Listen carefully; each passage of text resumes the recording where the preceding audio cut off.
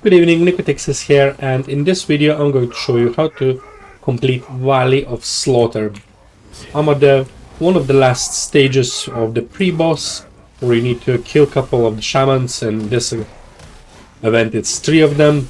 As previous boss and run of this dungeon you had 2, so it's the same mechanics as before, with very few minor changes. On this end, the monsters do take more damage and they have more life. They're a bit more aggressive and do more damage as well, as much as it's harder to kill them. The next thing you need to know about the Shadowmancers, that you need to stun them all 3 simultaneously to do any damage. One of them can be frozen or in any kind of like specific order. Let me just swap that.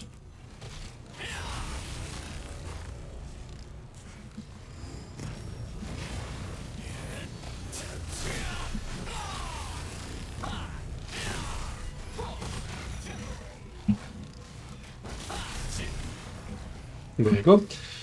I froze mine and then they just stun that. My freeze lasts quite a few seconds on the mobs, as you can see.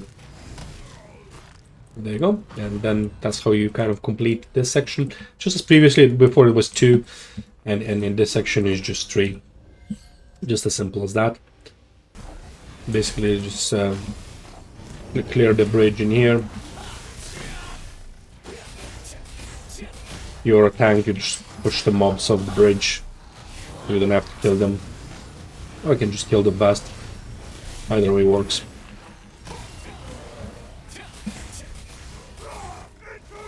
You do have a good DPS that does a ton of damage, and it is really helpful to have it inside the party. It definitely speeds it up for your entire run, and it's always nice to have someone that knows what you're doing. Now, the mechanics on this boss are very similar to the previous boss, so there's only few slight changes. I'll try to explain as we go along. You'll be spawning 2 sheep, only 1 sheep that holds kind of like a key that you need to kill. Sometimes one kill is enough, sometimes 2. Yeah, I'll try to explain as I go along. You need to do the jump mechanic and other defendables that you can't block and defend. So yeah, it is pretty straightforward, and not much of a difference to the previous one. Like I said, obviously it'll take you a lot more damage to kind of kill it. And there you go, you're just starting doing that now. So usually you just attack tank, there you go, the defendable. Make sure you do that one. And there you go, when he says I crush you all, you want to jump on that one, not to take damage. There you go, again, oh, missed that one. So as soon as he kind of like pulls on himself, that's when you want to jump. Avoid the meteorites. They do quite substantial amount of damage, so try to avoid these. There you go. We have spawned 1 sheep this time. You just try to run it there and just kill it as fast as you can. And he also does charge towards you, so avoid that one, otherwise you will get killed. And he will spawn like a gatherable material, so your teammates try to all of them quickly go there, and they go, we get all a buff. Otherwise, if you don't get a buff, you will wipe the entire team. As you just saw there, you just like kind of like jumps and the entire team would have been wiped. So you need to bear that in mind. But apart that, you just rinse and repeat on entire mechanics. There you go, another defendable. And then you're gonna spawn the next pull.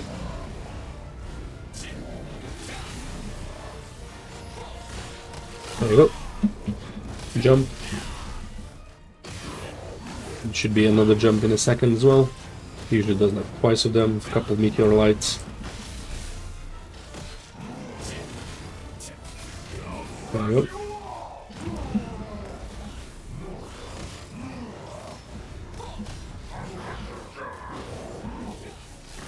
You also can pay attention to what he says.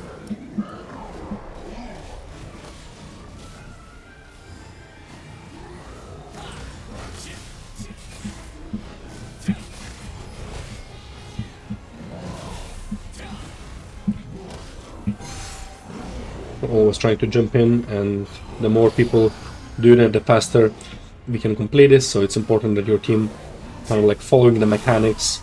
And yeah, I'm finding this boss from a tier 2 star quite the easiest to follow in terms of the mechanics.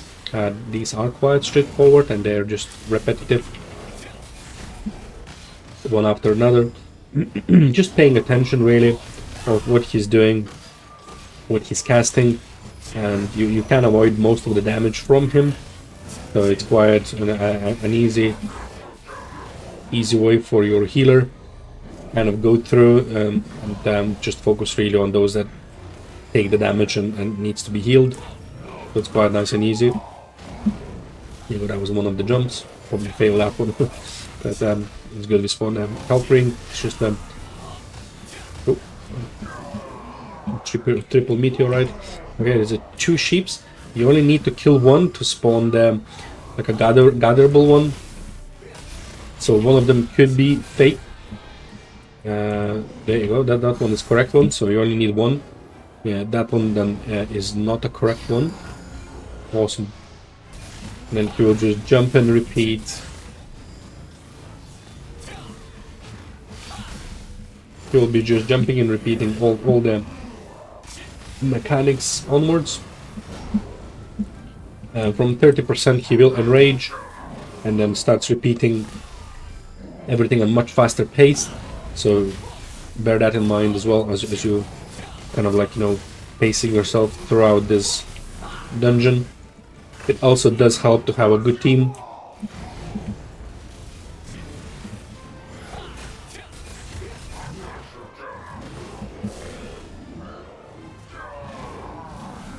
We're quite close. There you go. We have 2 sheeps.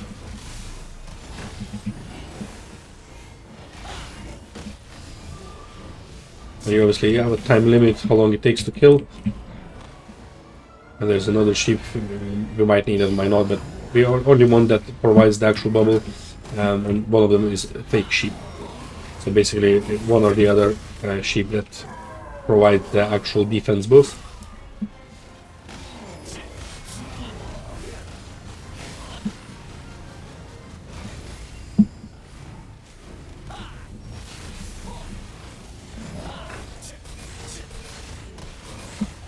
Nope, I missed that one.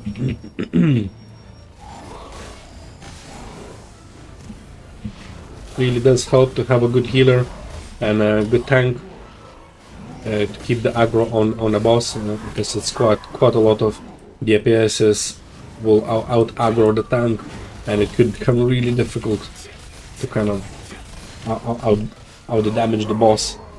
But there you have it, folks. And this is how it's done. Hope that helped you, and you know, even pre-seeing on the mechanics that he did kind of makes you ready for the dungeon. Oh my god, look at that, first try and I got a phantom mask. That's crazy. Oh wow, that was definitely a good run.